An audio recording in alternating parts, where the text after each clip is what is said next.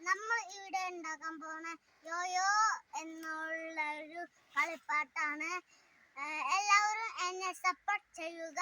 എന്നാൽ നമുക്ക് വീഡിയോയിലോട്ട് പോവാം.